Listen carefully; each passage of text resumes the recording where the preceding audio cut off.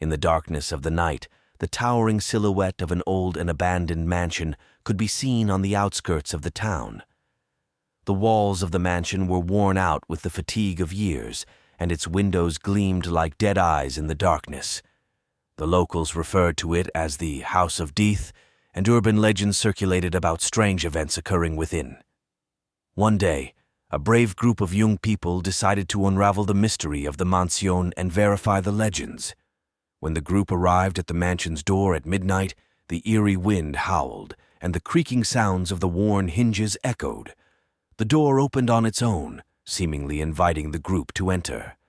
As they took their first steps, an eerie silence filled the air. Moving through the corridors, they heard strange sounds resembling whispers emanating from the walls.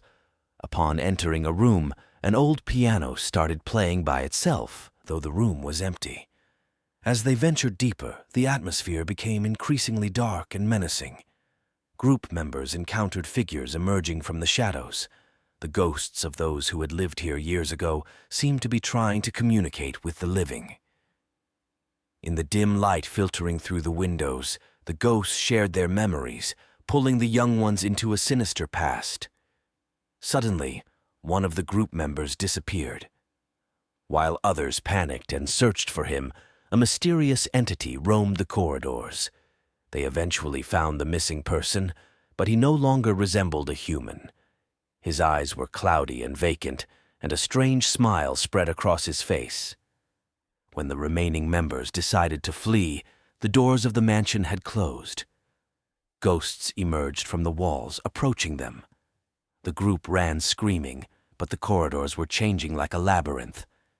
Confronted by the wrath of the ghosts, they disappeared one by one.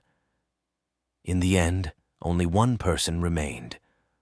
The largest ghost emerged from the shadows and stood before the young man. "Everyone who comes here dances with death," it said with a melancholic voice. The screams of the young man echoed on the mansion's walls, but there was no one left to hear. The doors of the House of Death closed on their own again, leaving behind a dark silence.